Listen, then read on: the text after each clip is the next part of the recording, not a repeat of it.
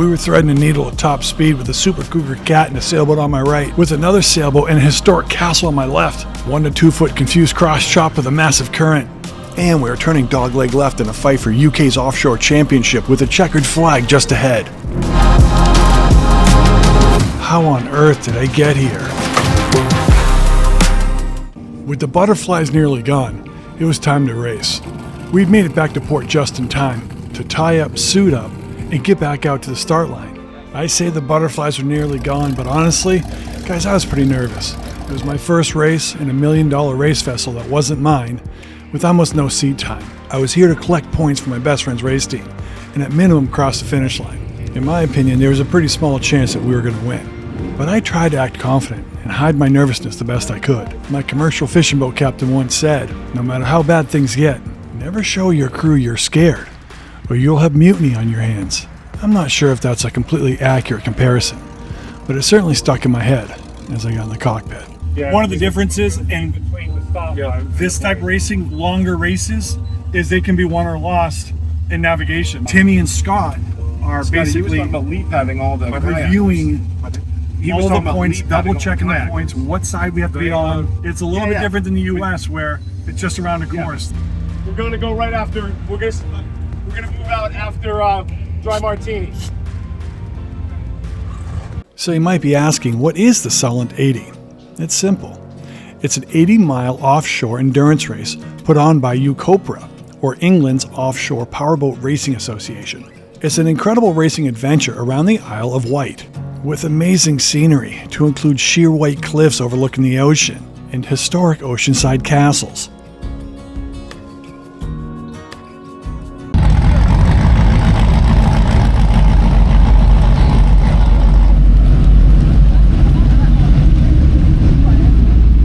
And like a well-choreographed dance that nobody needed to organize, all the boats idled to the start line, where we were to mill in a large counterclock circle, waiting for the start boat to give us that yellow flag.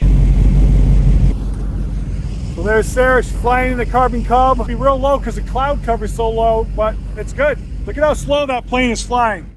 And because this is an open course, UKOPRA and the organizers are very careful to make sure everybody knows that there's a race. There's constant communication and publications weeks before to include repeated radio announcements during the day of the race. Many of the boats you see within the race course are actually there as spectators to witness this incredible race. I guess it's a bit like the locals in the Baja 1000. Or maybe not. Station calling Red Wings, over. Yeah, we've had a word with all the sailboats that are here. They're fully aware of what's happening, so the little dinghy that's in the way, you're clear to run. That's understood, thank you, H.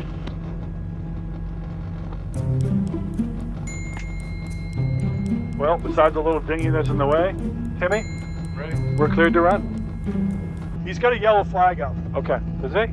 Yeah. Where? I see him. Way over towards the coast, Timmy. Okay. Yeah. So that yellow flag means what? That means he's going to come and get us ready. Don't throttle. Helmet's not buckled, jumping the throttle, not knowing what the flags are. This is embarrassing. Then he's going to turn up, and then we'll follow him. Was it my idea to keep things real? So he's going to come up this way and turn up? No, he's going to. Where is he now? I can't. He's right. He's 10:30, 11. Is he working left to right? He's coming right. Okay. Yeah. So when he turns up and goes, we're going to follow him. Yeah, he's going up. All right, let's go. You see who's got visual on Lala? I don't. Okay, I got him. Go. Okay, we got 2 boats up in front of us. Just throttle. Just throttle on it. Just stay up step. I'm going down with 2 tabs. I can't fucking see shit. Okay, we got this flag. Do we have a green light? Do we have a green flag yet, Scott? No. Green flag. Green flag. Go. Go. Trim up. Go. Tabs up. Go. Coming right around this sailboat. Yep. All right, I'm on course for the mark. Okay. You see the mark, Tim? No, I'm on course for the mark. I don't see Okay, I do. So the first one's a port mark. And exactly 21 seconds after the green flag, I lost all comms. Through the worst of the traffic and getting on plane, trying to avoid boats. I was in complete panic. Get Mike his comms. My jack was simply not pushed in all the way and came unplugged on the first bump. And to make things worse, our number one competitor, Double Trouble on a Fountain 42, was passing us on the starboard side. This is the one boat in the whole fleet we did not want to play catch up with. I'll get it. Just everybody stay calm. What a disastrous start. Check, 1, 2. All right, let's go. Fucking throttle this bitch. Go. Okay.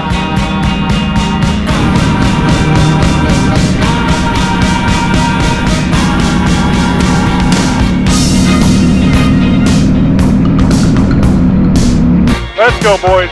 Need to get shit set. Mike, Mark's got to be out near the window, so I can't. Hey. Yes, I see it. We're good. Roll that line, Timmy.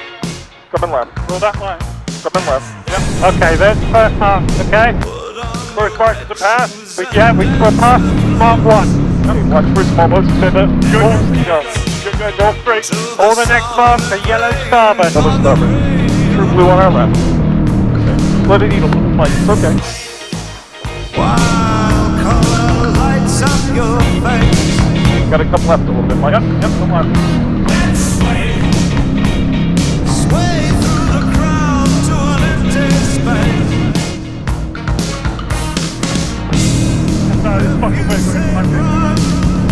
I'll run with you. If you say hi, we'll hide. You want to roll inside? Yep, cross on. Let's go. Roll inside. My love for you would break my heart into. Fucking go. 103. If you should fall into my arms, tremble like a. Where that boat is? Yeah, so we got the speed. You want to turn on inside or outside? We're going to be out. We're going to stay where we are. Keep going. All right, slow down a little bit, Mike. Yep. I don't see shit out of your fucking marks, I'll be honest with you. I don't see it either. Keep turning. Yep. Still turning. Yep. Turning 97. Yep. Go. Yep. You're rolling inside hard. Yep. Okay, we got a boat up in front of us. Where? 1230. Right. 1230. We're at it. We're at your Oh, wow. Shit. Okay, I see it now. I got him. Yep. With that crazy and amazing start under my belt, I started to get the confidence I needed. Somehow, starting from the back of the pack because of that comm issue, we had managed to pass the entire field before the second buoy. Except for one. That would be Gary Aldington from the UK. He's in that nasty 42 fountain called Double Trouble, and he was intending to give us that trouble that we were asking for. By the backside of the Isle of Wight, where we had no lee side, the seas picked up to about 2 to 3 feet, with a wind of 15 to 20 miles an hour. Typically not a big issue for a boat like this at normal speeds, but at top speed or at race speed, you have to have serious throttle control or you could break the boat.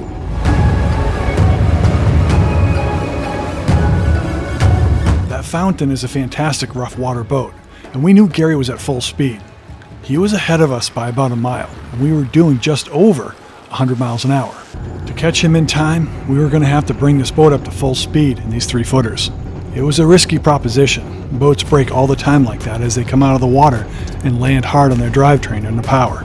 It was going to take perfect throttle timing. The Super Cub was awesome for filming, but it did have its limits. As we approached 115 to 120 in these 2s to 3s, it struggled to keep up, so it was forced to cut the corner to the inside and meet us down course. Now that's cool. You can actually hear the turbo wastegate of these 1100s. Cross a little bit.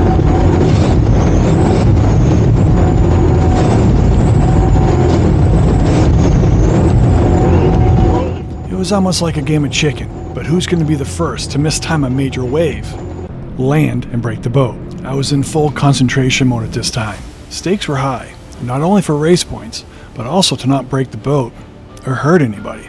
At these speeds, one misstep in steering and throttle, the boat can easily roll over.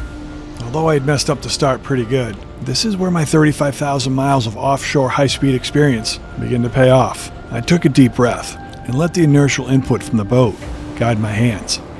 Nice throttle, Mike. Nice job. And right as Timmy and I were falling into a pretty good high-speed groove, the comms gremlin came back. I'll save you the ear-shattering pain by turning it down, but this lasted the whole race, and we were just halfway there. This time the GoPro had fallen from all the bumps and pulled the audio jack half out of the chassis, and that was the worst case scenario, because instead of no recording comms or no comms at all, We had the most ear-shattering crackling sound being pumped into our heads as the jack wiggled, popping, crackling, hissing indefinitely. We could barely hear each other, trying to concentrate and throttle time this boat in 2 to 3 foot seas at 100 miles an hour with this ear-shattering max volume static and distortion. It felt like I was part of a Cold War psychological torture test. Follow Timmy's lead, ignore it. He's got superpowers.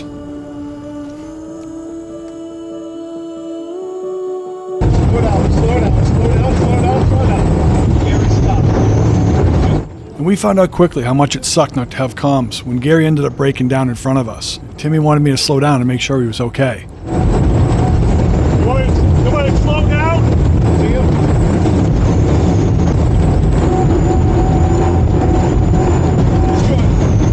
He's good. When Gary waved us by, it was relief. He was the only one out front and we were far ahead of everybody else. Time to slow it down a bit and relax. It's now prevent defense.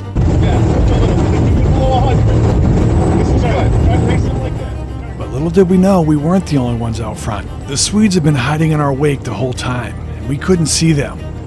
They were waiting for a time to pounce. Tricky Swedes. Or maybe it's crouching tiger, hidden cougar. Now this is strange. What is this formation? These are called the Needles, and they're off the westerly coast of the Isle of Wight. They are 100-foot-high chalk formations that once rose out of the sea to look like needles. In 1864, a storm flattened them, but they've always remained the Needles by name. And for over a century, these needles were used as an artillery battery from 1860 to 1954. During the Cold War, the adjacent land was used for ICBM rocket testing, but it's all now a beautiful tourist destination. And Sarah was able to catch us coming around this tourist destination at about 100 miles an hour. It was a quick view. I'll have to make it back there someday.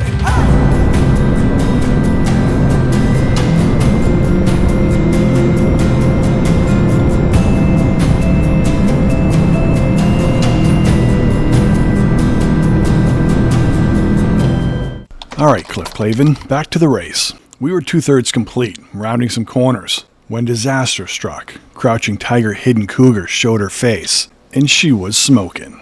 And it meant for one of the best finales you could ever have imagined. And by this time in the race, ironically, the only cameras running were the ones I thought I was going to lose, the 360s on the outside. Anybody else feeling hunted?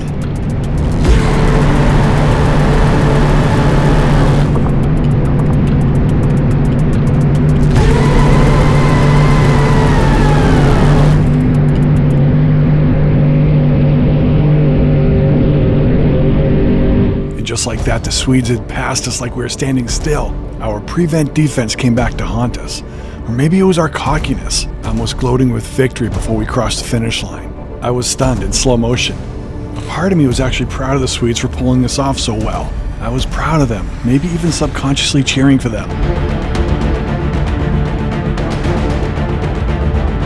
They had caught us around the last turn. It was a straightaway to the finish line, around Hurst Castle Peninsula. Slight dogleg to the left. We had only a few miles to make up ground, and it meant we were going to have to punch through some serious traffic at full speed. From sailboats to powerboats, this was the bottleneck of the course. If there was one time I was making diamonds, it was now. I remember so vividly going into this pinch point, not quite knowing what Timmy was thinking because the radios were down. He yells at the top of his lungs, "Give me full throttle, we're splitting the sailboats." I thought to myself, are we really going to split 2 sailboats at full speed with the Swedes and the badass cougar just feet from my starboard side and all while passing the historic Hurst Castle? Yeah, we were about to do that.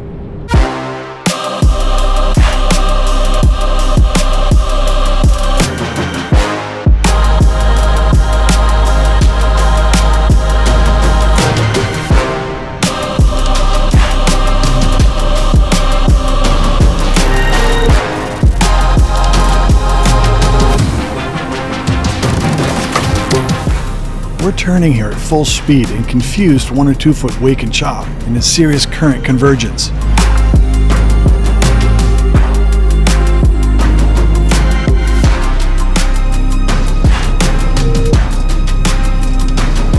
The throttles are pinned and she's walking on the chines a little bit. Come on, hold together. The finish line's just ahead.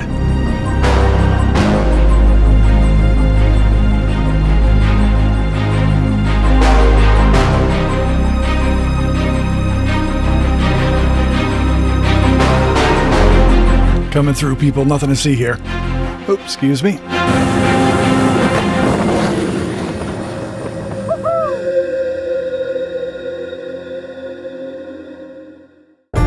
Yeah, dude!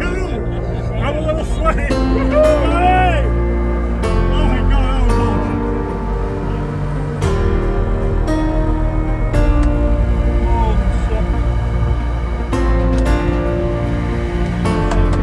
awesome. Sauce factor? On the outside, it was legit. It was a medium. Yeah. Double trouble. He gave us a thumbs up, but I still felt bad going by.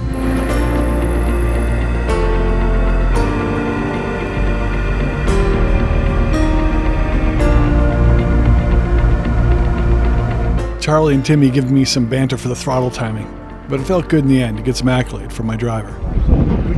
Yeah, a couple of them I was like, nice job. You know, what did he say? There were some real nice ones, and I was just like, oh, that was nice. Honey, you did awesome video. Congratulations!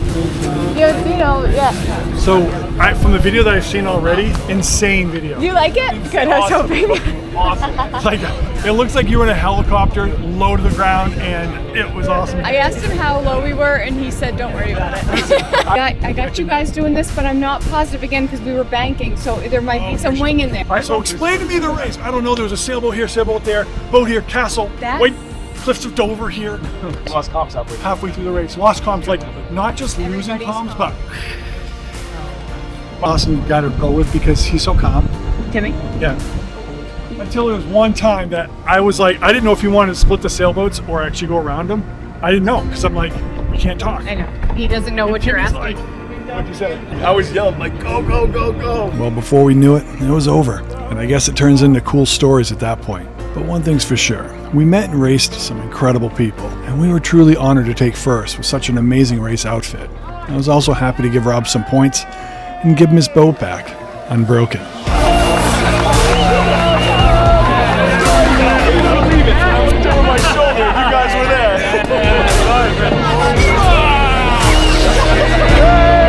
Boys, let's do it again sometime. Yeah, that was awesome.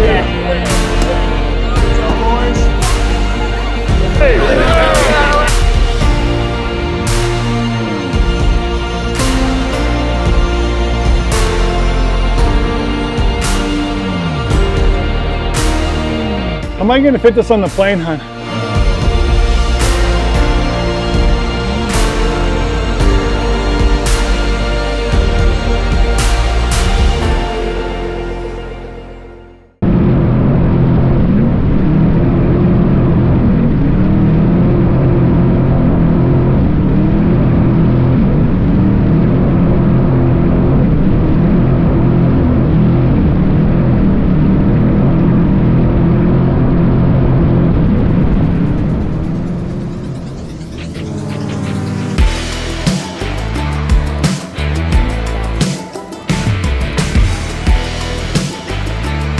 Honey, did you see our spring water in a juice box? It reminds me of those little milk bags you had in elementary school. You remember those? I need my straw on the side.